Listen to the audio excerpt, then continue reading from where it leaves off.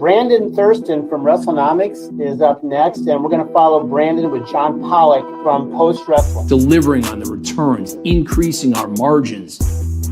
Ratings go down the toilet if I'm not here. All I do is simply put the math in my favor. We agree that Brandon and John do good work. The reason is simple wrestling economics. I've been told the Netflix numbers. I've been told the metrics a little bit, probably 5 different times. I still don't get it. There were respectable wrestling journalists who needed answers. Thank you very much, members of the media. I hope you all go to hell. How about we pop a number right here, right now?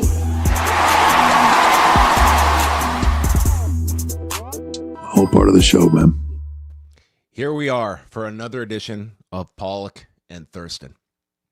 And I want to disclose to everyone up front, I'm a little under the weather today, and I'm going to do my best, but I want to give fair warning, okay? This is not an EMF-friendly show, okay? I think I've been taken down by certain electromagnetic waves. I figured you'd just woken up. I have been up for quite a while, and this is just the natural state of my voice today. But here we are to talk about everything going on in the world of professional wrestling and abroad. How are you, Brandon? I'm fine. This is one of those episodes where I'm like, I haven't watched. I did turn on Wrestlepalooza for a few minutes. I did do that. Was that your whole intake of pro wrestling? The 9+ hours that WWE and AEW provided on Saturday, was that a couple of minutes worth is what you took in? Not counting the politics news that I've consumed, yes. You know, it's been tough. We've been doing the show a couple of years, and I've been striving to find what does Brandon Thurston and Dana White have in common, and I think we have found it after Dana was asked about his fandom earlier this week by Logan Paul. Do you watch it as a fan or as someone who understands the business and are watching it like more from an entertainment standpoint? Yeah, I'm not a fan. I don't watch WWE. I don't watch it. I'm into fighting, man. That's what I do. So you and Dana, you might have beaten Dana by a few minutes on Saturday, but what an ambassador of TKO, Dana White. Yeah, I'm not into it. He is interested in indie wrestlers becoming part of Power Slap, though. Well, I was going to say, to any wrestling fans that get their back up against a wall over a comment like that, the man loves slap fighting. So, I mean, equals everything out. Well, we're going to get into everything that went down on Saturday, the fallout of Wrestlepalooza versus All Out. Brandon, did you watch Jimmy Kimmel live on Tuesday night? I did watch the monologue live last night. Oh, you watched it live? See, yeah. My plan was to sit down, as I'm sure many were, to watch Jimmy Kimmel live for the first time in years. You get it in Canada. You're not covered by Nexstar or Sinclair Broadcasting? No, thankfully not. No, 20% of the U.S. didn't have access to this, so the great news for YouTube. I was so out of it on Tuesday night. I went to sleep at 10 o'clock last night. Okay, so I was old and sick, but did watch the entire monologue today. And this, at last check, this was at about 10 million views on YouTube this morning. So I'm surprised there's no Fast Nationals out yet. Are there ratings news out yet? I'll look. Yeah, we will. We will see if. Well, I mean, they're going to be hampered by the Sinclair and Nexstar affiliates. Isn't it great that this worldwide fear on what this means for the First Amendment in the U.S. It has brought Sinclair Broadcasting back into the discussion on a pro wrestling podcast. Yes, the former parent company of Ring of Honor, and Nexstar, no stranger to fans of professional wrestling media rights deals, the parent company of CW.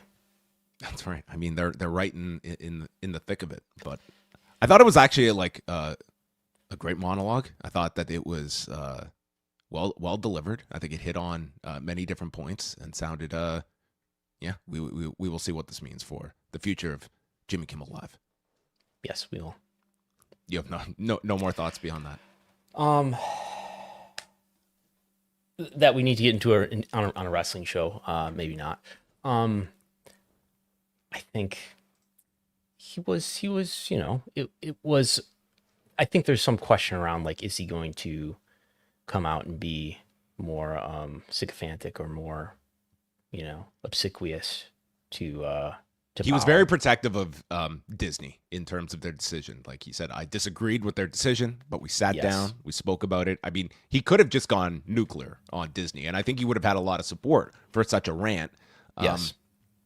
And I do have some level of understanding here that this is somebody that if he was canned tomorrow, this guy would be a massive star on digital platforms anywhere he went, but he's also got a staff of hundreds, like in the 150 to 200 range that are not necessarily going to land on their feet. And it's not so much just a Jimmy Kimmel decision that there is a level of tap dancing that you have to do around, I think Disney came out horrifically over this past week and their decision not to back who has kind of become like the iconic figure of ABC in this generation. Like he is the person they put at their upfronts. He is somebody that is put in all of these. He's a much more public-facing individual than Stephen Colbert is to CBS as a. Has that show been on ABC for what did he say? 23 years. It started in 2003. He got that slot. Yeah, at the same time slot. 11:35. No, he was on later. Was he late night? Okay. Then he got moved up to 11:30 in the past decade or so. Okay, so he could have put Bob Iger on blast. Did not. No, Dana Walden, Bob Iger, they were spared any verbal. And based on the statements from Nexstar, at least one of them, if not both, they didn't sound like they're shutting the door to airing him again, but they have not yet. No, not yet. That's an interesting dance too, where I wonder, it's obviously of great value to ABC to be able to have an entire network that covers the whole country. But there's also the aspect of just playing firm that you either carry him now or you don't carry him permanently. It's going to be quite the standoff that I imagine Sinclair and Nexstar will eventually acquiesce to this, and Kimmel will be back on the full coverage of the country. That would be my thought. Or maybe we'll continue down this road of no more Twitter, but there's an X and there's a Blue Sky. And eventually we'll have ABC, NBC, CBS affiliates that are just airing completely different content, except for live sports. We'll always have the NFL that everyone will be interested in, I'm sure. The great unifier, sports. There's no politics in sports. No. Well, let us move on to this past weekend. It was AEW All Out versus WWE Wrestlepalooza, a fight to the death. Was there a casualty of this head-to-head contest, at least for 58 minutes, where we did get overlap between All Out and the start of Wrestlepalooza? Was this? Let's start from the vantage point of AEW that had to move its show out of prime time and going up against the WWE's debut on the enhanced ESPN app, as R-Truth was instructing us on Friday night how to download this app and authenticate it, and maybe is that why he was putting his phone in the toaster? Yeah. I think that was why. I wonder how many people followed that part of the process as well. They may have been as they were trying to download this app out of confusion. I maybe would have wanted to destroy my phone too if they were required. Joe Tessitore made it sound like everybody gets access to this. Not made it sound. Definitively said, if you have ESPN, nothing to worry about. You get it. I mean, Joe Tessitore had a rough week from that. He was promoting Lesnar and Cena as the main event of the show. I mean, he was not probably volunteering to be the messenger next time. But I think with the performance of All Out, we have to talk about it with a somewhat incomplete grade, because I think the most important number is how this fared on pay-per-view. And all we have to go on based is Tony Khan, who was extremely optimistic of what he had heard about good vibes from Tony. The launch right? on HBO Max, good vibes. But what that means across the board, we don't know. And that is ultimately how this is going to be viewed. But nonetheless, it was, according to Tony Khan, $1 million plus gate at the Scotiabank Arena in Toronto, with WrestleTick's last number of 12,222 for the show. Yes, I think these both had strong attendances. You know who won the attendance battle for the week, though? CMLL and Rosario was the winner for the week. So Beyonce won the last WWE versus AEW fight, and now it's been CMLL. I mean, the reception to Wrestlepalooza has been less than great. Even ESPN giving it a grade of C. We'll get into that later. Okay. Well, Wrestlepalooza, yeah, I think certainly from a show quality standpoint, there was a very clear-cut winner of the weekend. But for Wrestlepalooza, I mean, the final number was 14,242 at the Gamebridge Fieldhouse. I would imagine this gate was a very significant one. I'm thinking that this probably topped $3 million that they did for this gate. Did you notice that you probably would not have seen this? Patrick Talty of the Indiana Sports Corporation featured ringside, got his own identification on camera. Private entity, not a government entity, as far as I know. I did try at some point. I did look into records requests around this Indiana deal. I think Corp tells you that's a private entity. Yeah, Patrick Talty was formerly senior vice president at WWE about a decade ago, and now he's involved with the Indiana Sports Corp, which is the group that has essentially cultivated this deal with WWE to get all of these events into the state of Indiana. I think we discovered that when this deal was announced, right? When they announced a Royal Rumble and a future WrestleMania. Relationships help. They're very nice when you can leave the company and you become influential in when it comes to potential site fees. So going back to AEW at the post-show press conference, Tony Khan was asked by our own Davey Portman about the idea of permanently moving to afternoon start times for its pay-per-view events. Would you consider it as a permanent move moving forwards? It's definitely something to think about, especially on Saturdays with the way the schedule works and what we're doing. I do think there's something to it. It'd be something to consider also on some of the Sundays. It's been tremendous for 3 straight pay-per-views. I think the point you're making is definitely something I've taken into consideration. All in Texas, that early start time and having that manageable start time in the UK, it made sense. Then we were in London at the O2 for Forbidden Door, and that did have that same kind of domestic here in North America, that kind of afternoon start time, like tonight's show. And that's the 3rd straight pay-per-view that's had an afternoon start time in the East Coast effectively, and the 3rd straight pay-per-view that's been on in prime time in the UK. And we've had great results, great buys from the UK. The TV ratings in the UK are through the roof. Absolutely. That's a huge consideration to us. So that is a big part of it. And I'm really glad you asked that, because that's absolutely one of the considerations we've thought about here. And whether it's Saturday or Sunday, it's definitely given me something to think about. So in a roundabout way, it's now the 3rd straight show that AEW has run in the afternoon, only one of which would have been the afternoon regardless for Forbidden Door in England. But in the case of All in Texas and with this past weekend show, both were a direct result of WWE throwing its shows into prime time. And I think it has opened up this interesting option. And again, we don't have like the concrete info on how these pay-per-views are performing, but I think there's a lot less complaints about the length of this show, which if you include the tailgate brawl, that's 6 hours of wrestling. I think it's a lot easier for the fan to finish up at 8 p.m. versus 1 in the morning, especially on a Sunday night, for instance. And I would say if numbers for this for All Out are comparable to what they did for Forbidden Door a month ago, I would look at that as a huge victory on a show that you were not going to be the most promoted event of the day, and you were down several of your big stars like a Kenny Omega, a Swerve, a Will Ospreay, and putting in an inexperienced headliner and Kyle Fletcher into your main match as well. That I think that this may have inadvertently created an opportunity for AEW to find a different pay-per-view start time, and I think we'll have to wait until next year when their pay-per-view schedule is released to see if they tinker with the start times. Yeah, it makes sense, and he's mentioning the factor with the UK. It's just a better time for them as opposed to starting at 8 p.m. Eastern, which is midnight in London, right? It 5 hours ahead. I mean, it's crazy. Like the UK audience that follows these North American products, like it's they have insane. problems clearly. Yeah.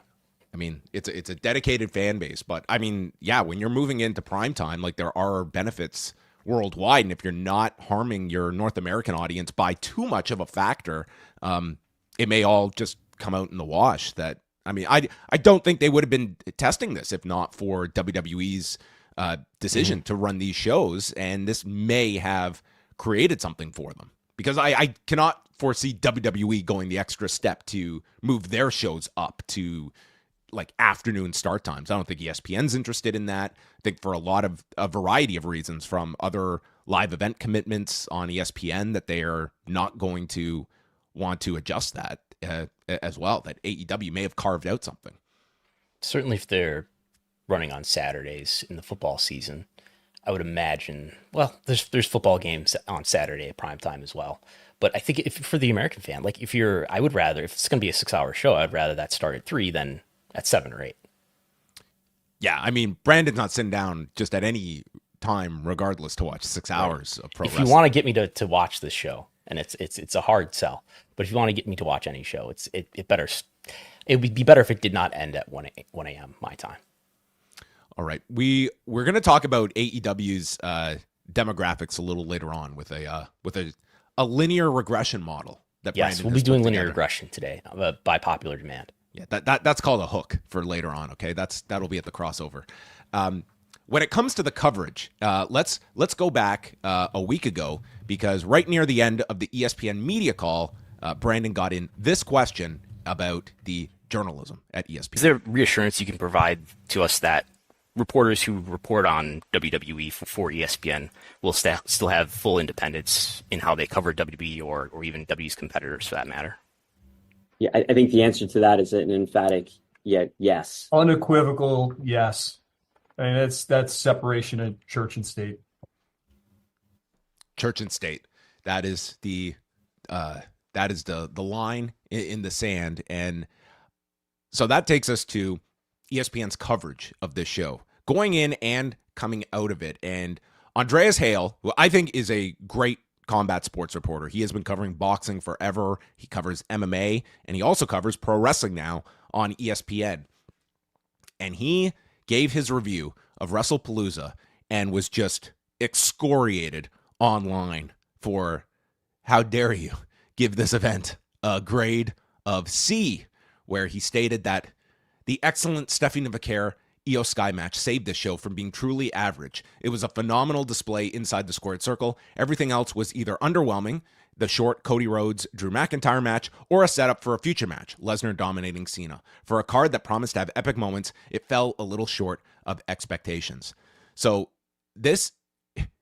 had this been on any other outlet, this would be a non-story. Nobody would talk about this. No one would give any thought to this. This, to me, a very reasonable conclusion if you watched Wrestlepalooza. But because this appeared on ESPN, this was covered everywhere. And the result is you have like ESPN just under the microscope of how they're going to cover this product.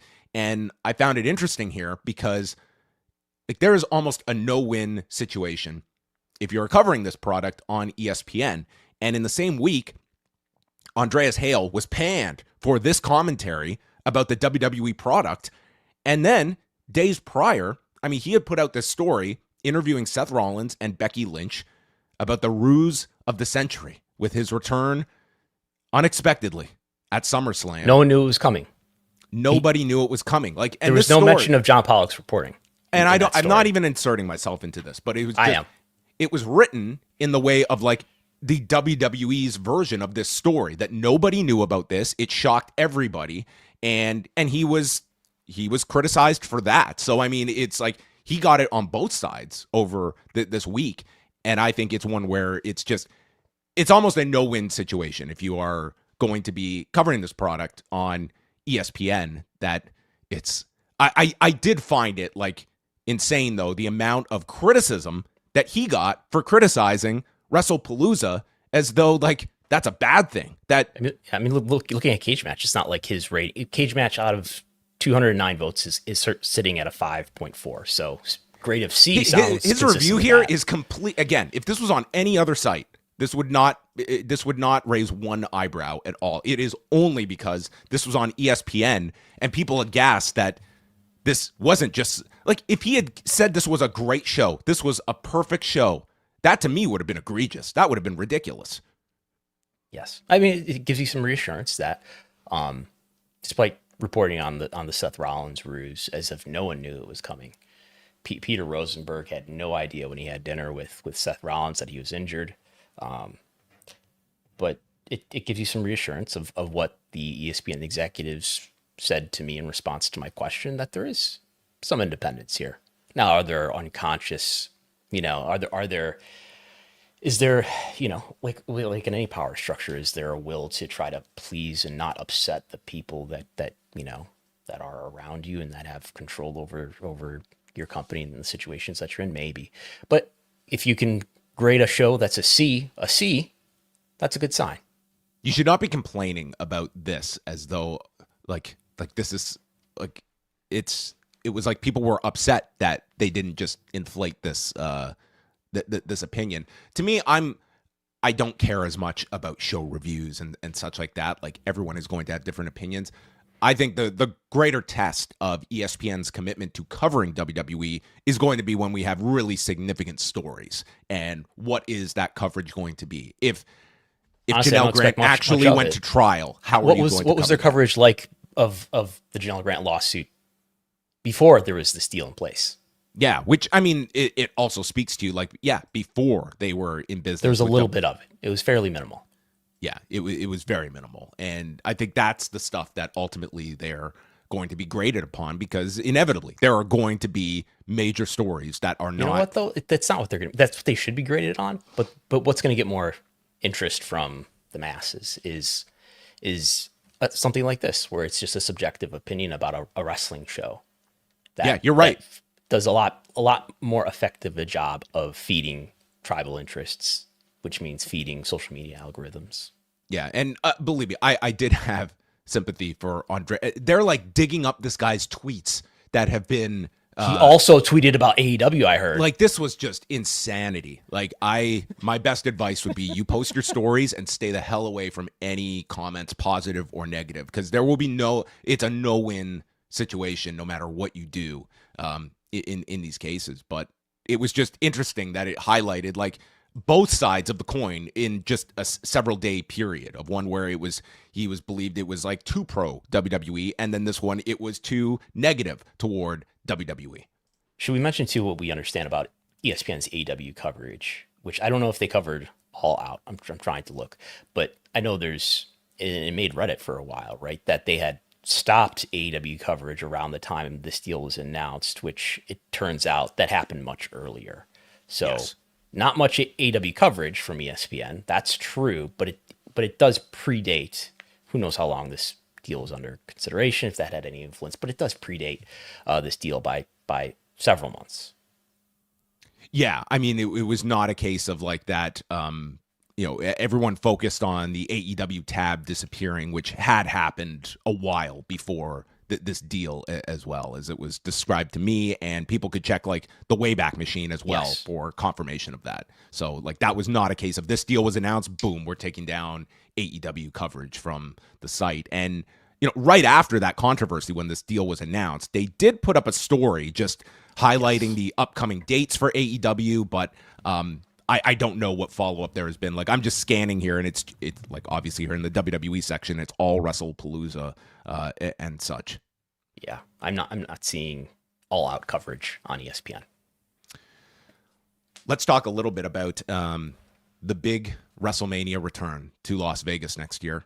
We have today is the official public on sale for the 2-day combo package. Brandon and I were too busy to get to the pre-sale on Tuesday. But if you were one of the lucky ones, you could score your 2-day combo passes. PWInsider.com reporting the prices, which average out to, for both nights, $854 for 2 seats in the 400 section of the Allegiant Stadium, and climbs into the thousands as we get to the floor seats, where they top out at $9,000 to sit in section A1 on the floor. Is Brock Lesnar guy going to be taking out a loan on his house potentially to be able to go to WrestleMania 42? I guess both so. Nights? Yeah. This is without ticketing fees. This is without accommodations. I mean, you're looking at, like, if you want these crazy, like even the median here, like you're looking at a multi-$1,000 trip to go to Las Vegas, which is the lowest ticket. The lowest ticket that we have is $854, correct? Yes, for both nights. Yeah. multiply that by, let's be conservative and say let's say Allegiant Stadium can hold maybe 60,000. Let's say they only sell 55,000. So if they sell 55,000 for just one given day, I mean, we're looking at a $43 million gate, which should be, we don't know what the gate was for this year's WrestleMania. I don't know. But it was a record. They did claim it to be a record. They did say it was a record. So it was above 36 million for both nights. For both nights combined, yes. Combined. Yeah. So, I mean, the people still buy these tickets. The Raws and SmackDowns have seen price hikes too. Not high enough yet for Mark Shapiro. I understand there was a sign behind Paul Levesque during the post show. I think I made you aware of this, about complaining about TKO and its influence on high ticket prices. That did make air. The demand is still there. Did make air. We have a screenshot where that was. Yeah, I think it read TKO is greedy. I'll look at what I sent you. Complete with a chart of the the escalating. Yes. Right. It's a TKO tickets. I like the sound greedy. of that. Yes. So, yeah, I mean, this is obviously scaled to be the largest gate in the history of pro wrestling that will probably, dwarf what they did in Philadelphia. And, they're aiming to obviously top what they did this past year. And with the Saudi Arabia deal, I think it's going to enhance demand for the show with the idea that, if you want to go to a WrestleMania, odds are you're not planning a trip to Saudi Arabia. This will be your last chance. Until at least 2020. Until who knows when. It's a totally valid question because Saudi Arabia goes on without a hitch. There's no guarantee that they're going to come back to the Why US would you do that if year. they're going to pay you, let's say, $250 million for WrestleMania? Why would you do it anywhere else? If they're willing, of course, if the government is willing to continue to host it on a consecutive basis.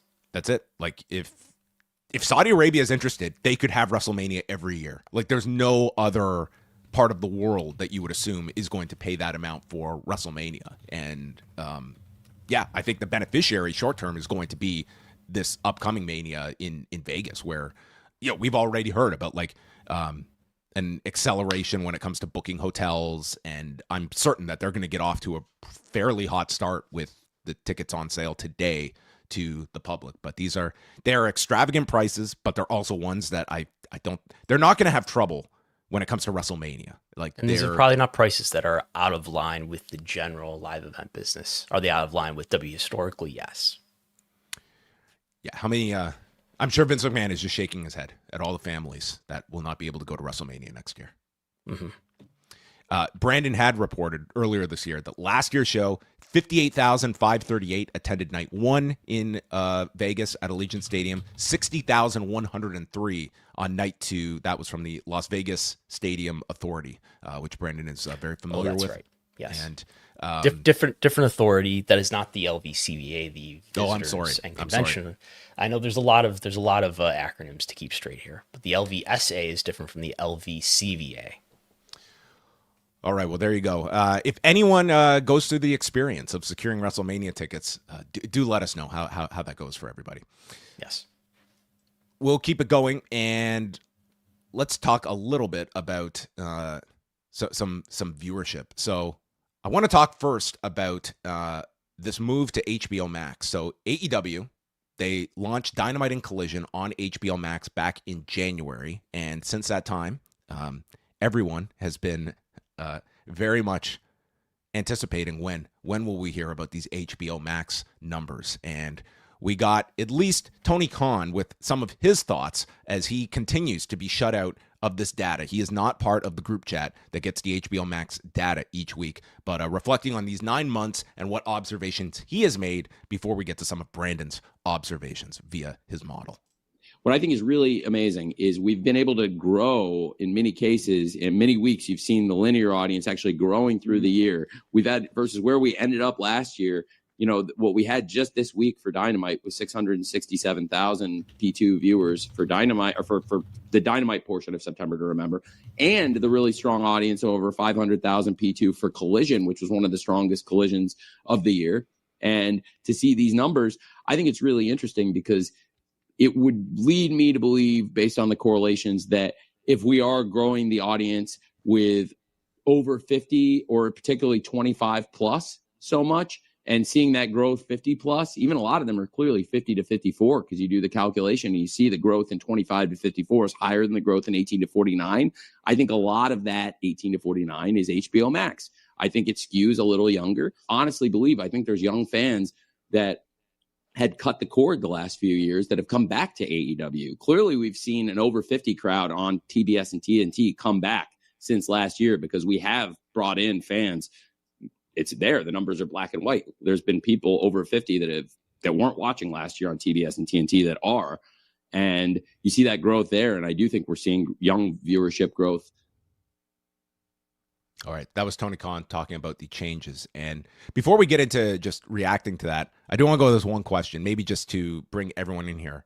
Brandon, why does Warner Brothers withhold streaming service numbers? Why does Tony Khan not get breakdowns of these numbers?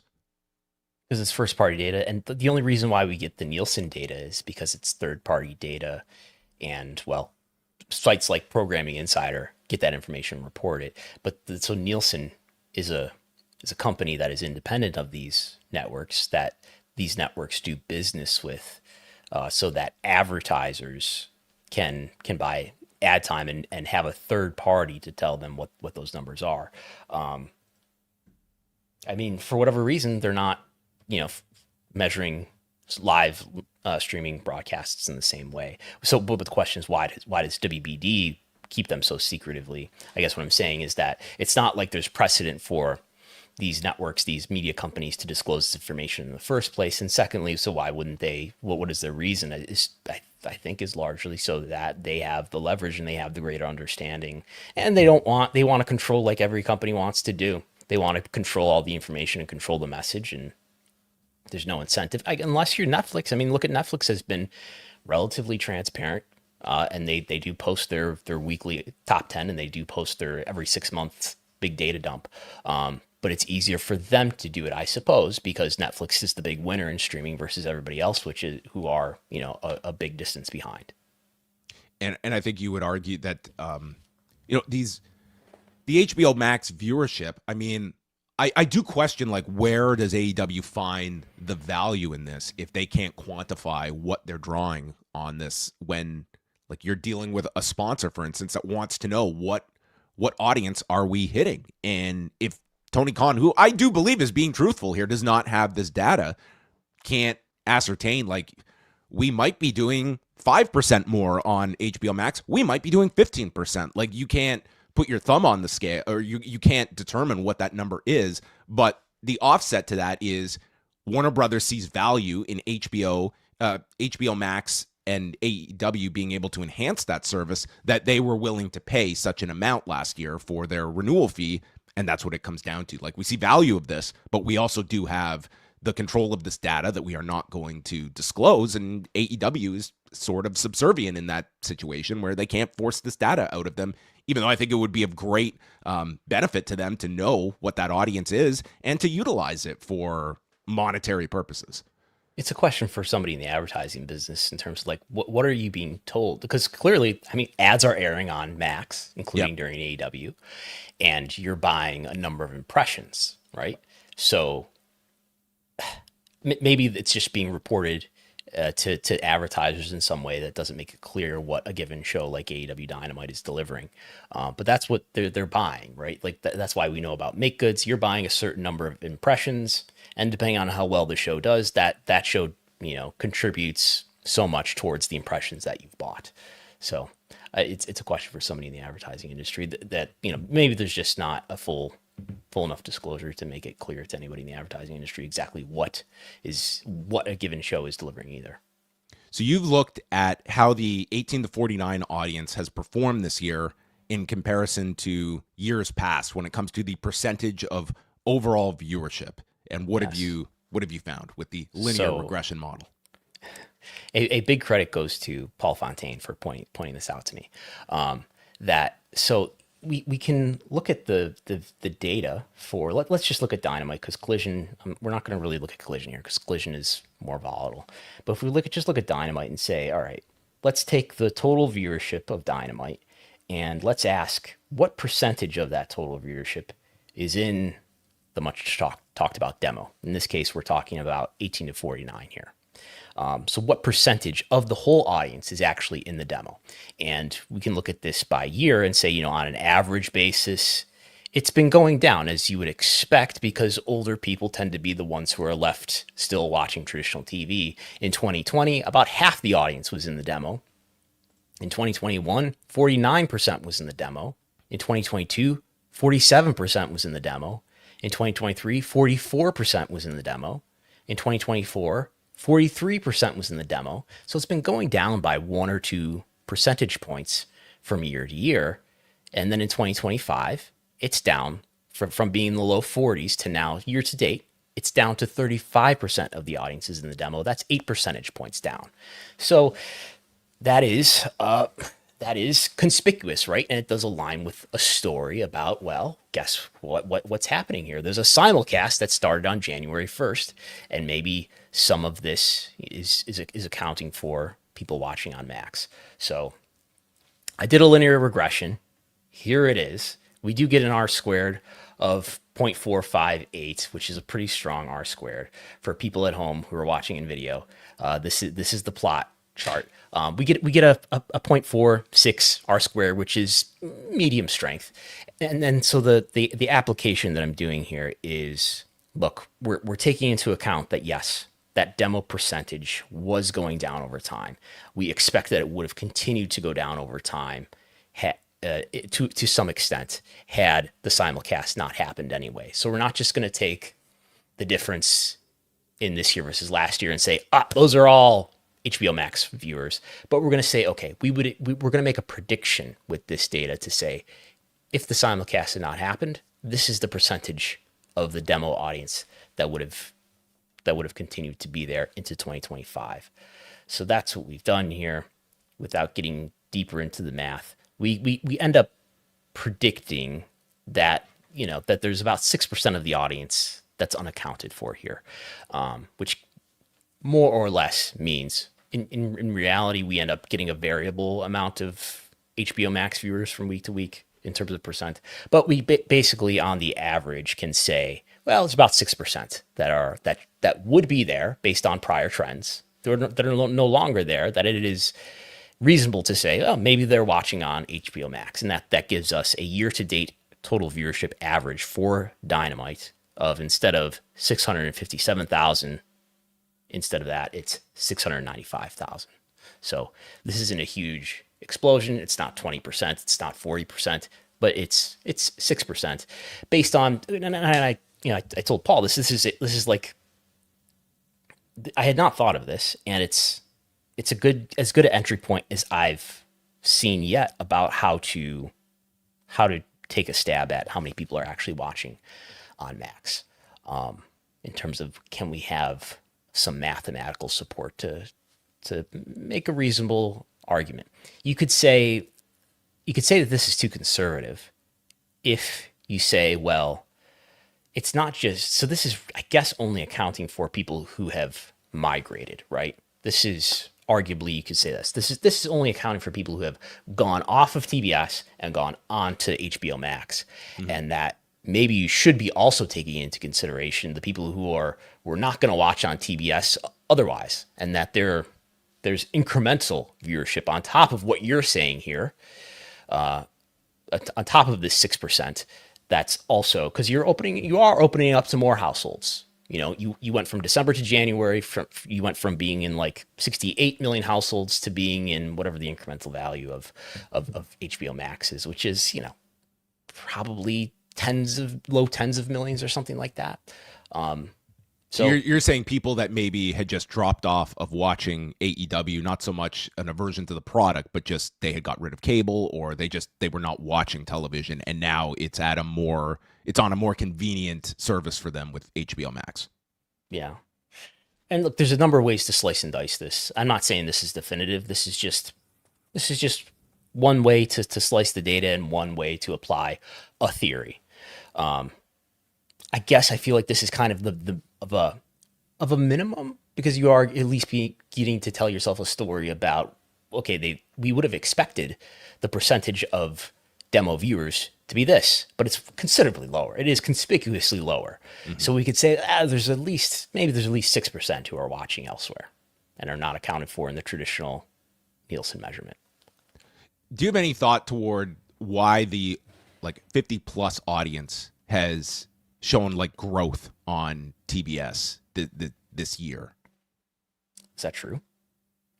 I mean, we're seeing what's holding this up. If 18 to 49 has dropped 8%, they are making it up on an older end this year. I mean, that's kind of what Tony Khan was explaining in that clip. There was the fact that the older audience has been able to supplement some of the younger audience that has left. I would have to check that. I could check that in a minute, but I don't know if we want to stand by while I do that.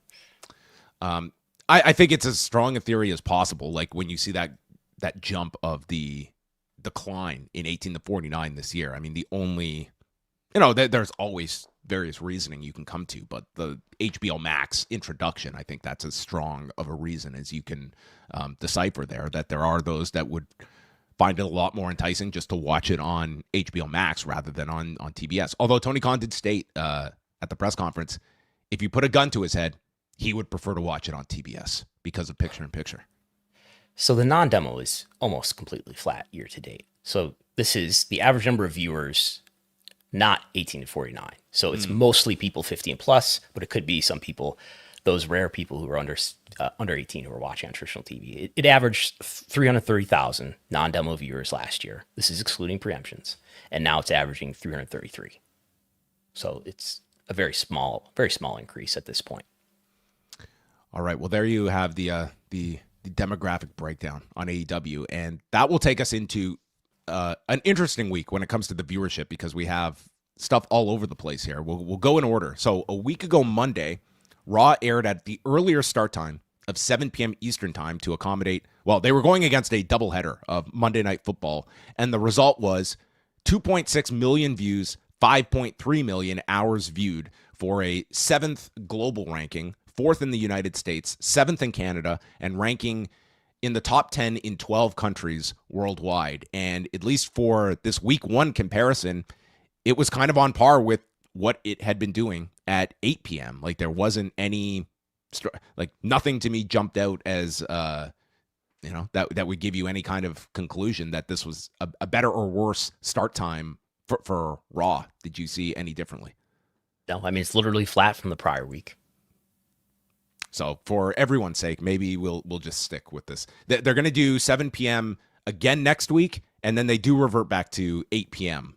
They're doing this as a 3-week trial, but that can always change. They don't need to have any advance warning to adjust this. If at the end of 3 weeks they decide, hey, let's do it at 7, they can do it at 7. Yep.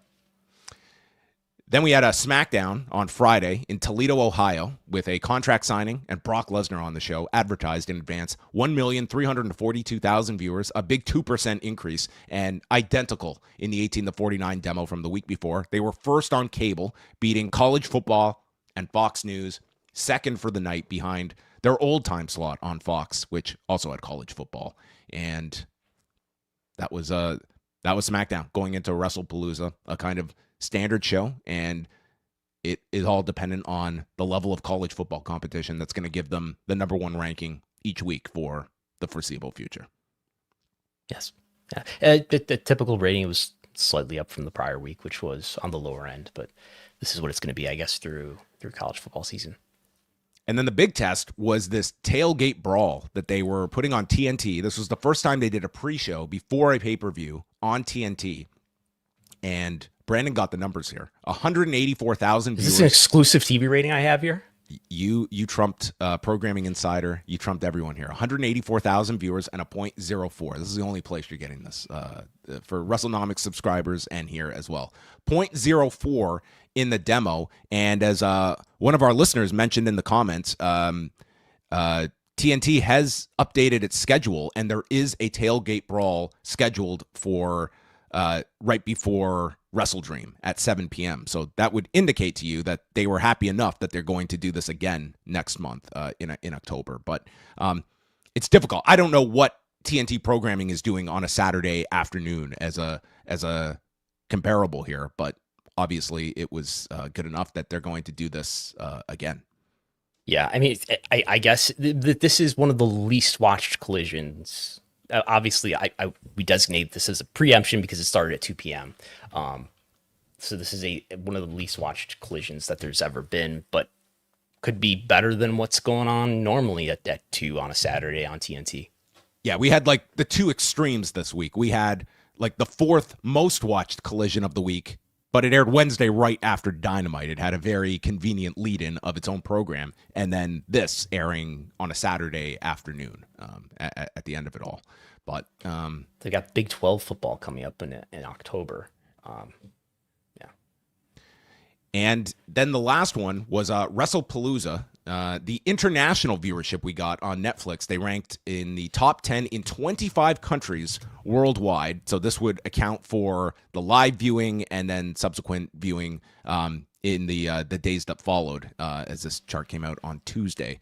Of course, excludes the U.S., which airs on ESPN. That no press release, nothing from ESPN. I was curious if we would get any kind of pat on the back from ESPN on how this first show performed, but we do not know, and I would imagine these ESPN's streaming app data is we'll find out. Does Paul Levesque get access? Does Nick Khan get access to the ESPN streaming data? Hopefully someone asks the next press conference they do, if they ever do one. Yeah, I was going to caveat that with the big if. Maybe maybe that'll be the job. Maybe Big E will put him on the spot at the next post show. Yeah, I mean, for what? Some 60% of the country? I mean, really more than that, because I'm just saying 60% of the cable universe, the ESPN universe, for most of the country in the United States, this was essentially a pay-per-view. I'm not sure. I can't tell you what you're getting on the ESPN app other than WWE. If you're a cord cutter, you are getting access to ESPN channels, which perhaps you did not have in the first place if you're a cord cutter. But this is kind of a $30 pay-per-view. And to recap, you said this last week, you're a YouTube TV subscriber. You could log into this ESPN Unlimited app to watch Monday Night Football last week, but you could not watch Wrestlepalooza. Which I might have figured if I was not covering this and asking questions to ESPN PR, I might have just figured, okay, I was able to authorize in. Maybe I do get access to Wrestlepalooza. I would make that assumption if I was you. If I could log in on Monday and watch programming on this app, I would just assume that I would get all programming on this app. That would be my thought. Yeah, I just tested and I was able to live stream Monday Night Football, but that is not the same as, it's not the same deal apparently as getting access to Wrestlepalooza. But it may become part of these deals going forward as these deals get renewed, which it sounds like they're getting renewed sometime in Q4 here. As John punches his microphone. I just took out my microphone here, trying to make sense of all of this. Yeah, and then they've also announced, so ESPN Plus is now ESPN Select. Is it? Never better. Yes, they have rebranded this.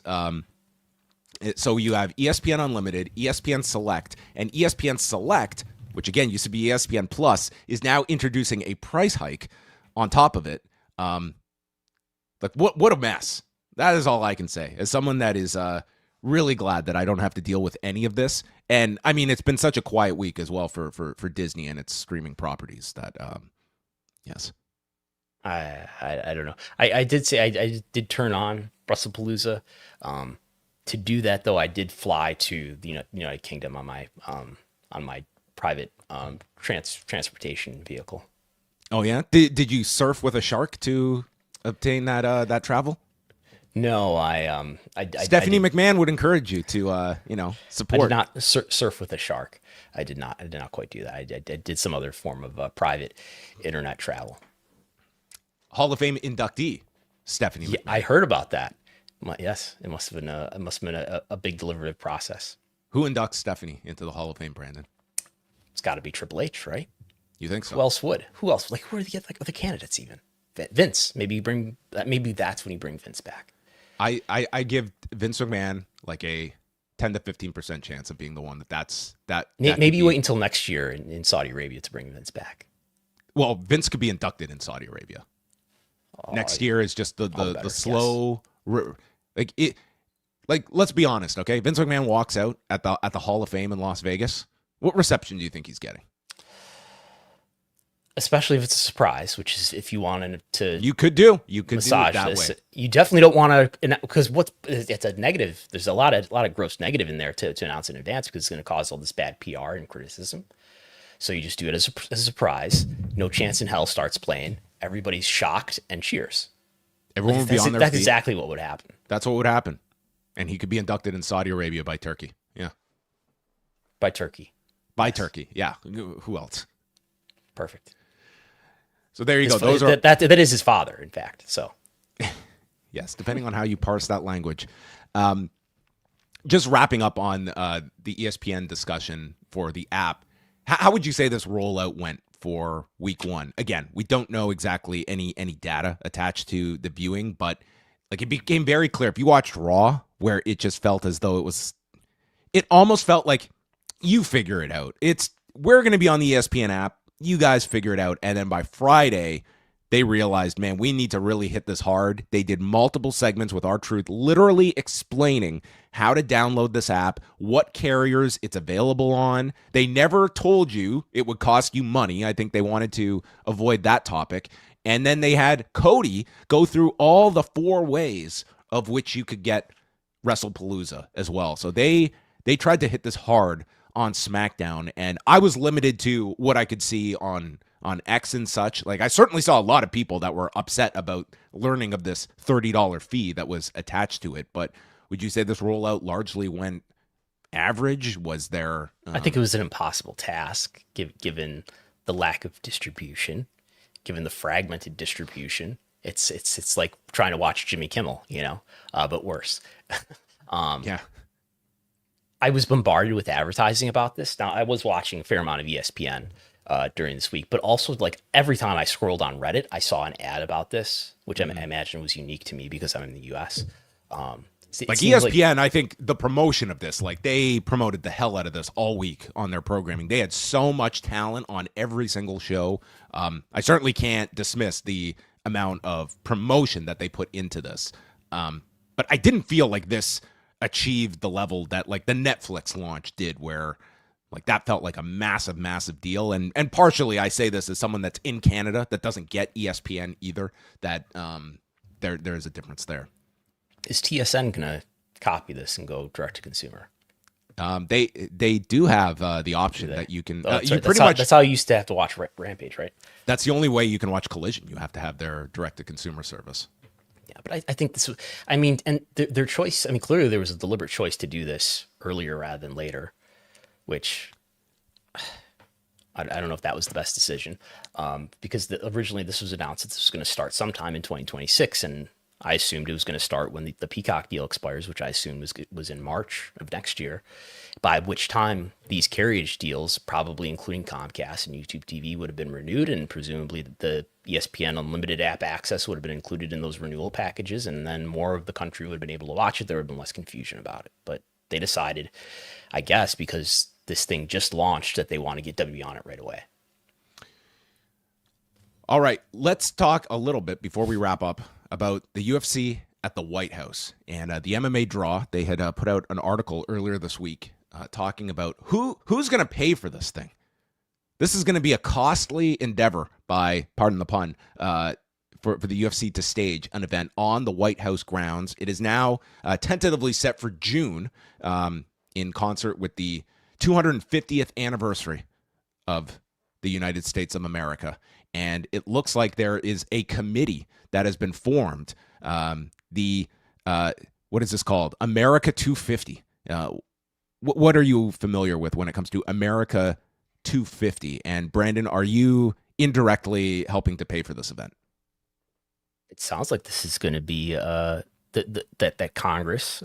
This is part of the U.S. Semi-Quincentennial Commission, which was established by Congress in 2016 to plan and orchestrate the 250th anniversary of the signing of the Declaration of Independence.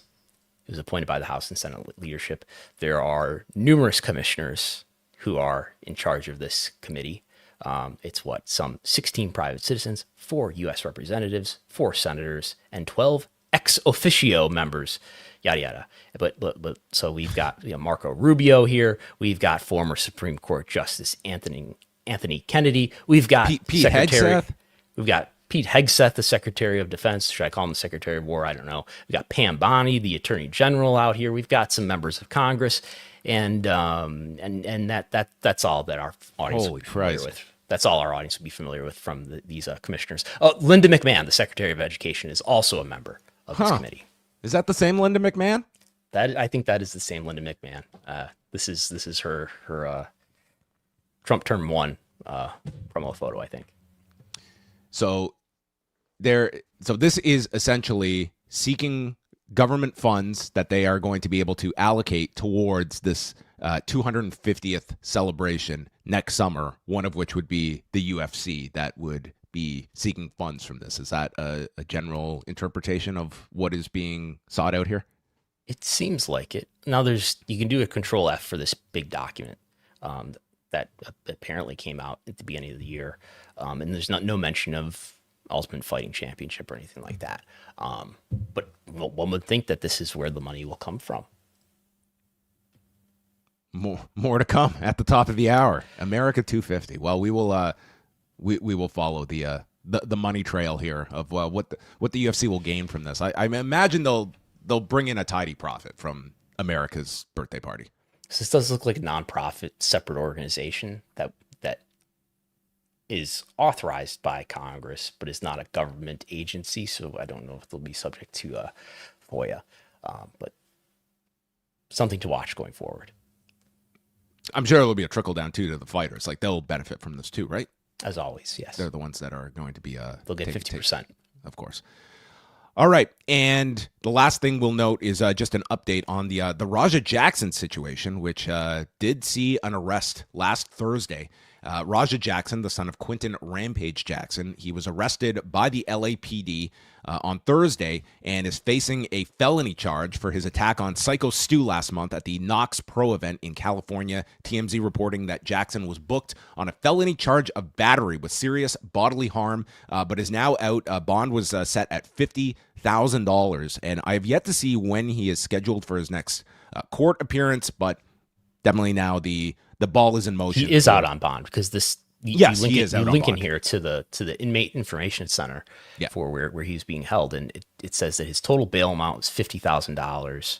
It does list him in this inmate database, but maybe he has already been released.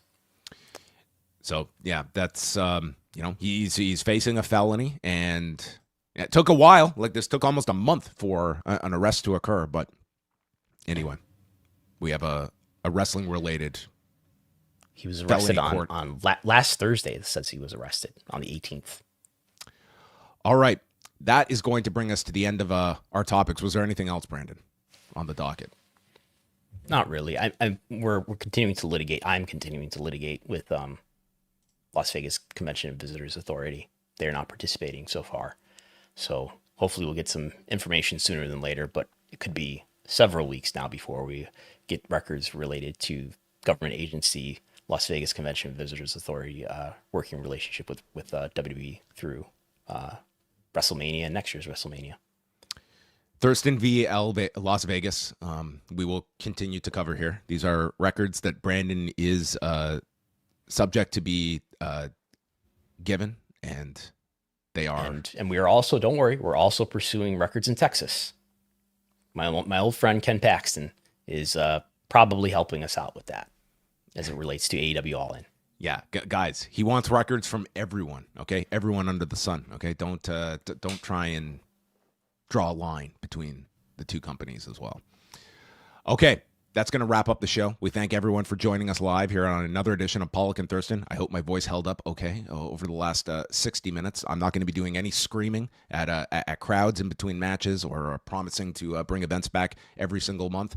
But we will be back next Wednesday at 1 p.m. Eastern time, where Wrestlenomics and Post Wrestling come together each and every Wednesday. On Thursday, for our members at the Post Wrestling Cafe on the at the Double and Espresso level, I'm not going to go through all the ways you can download the app, but it's very simple.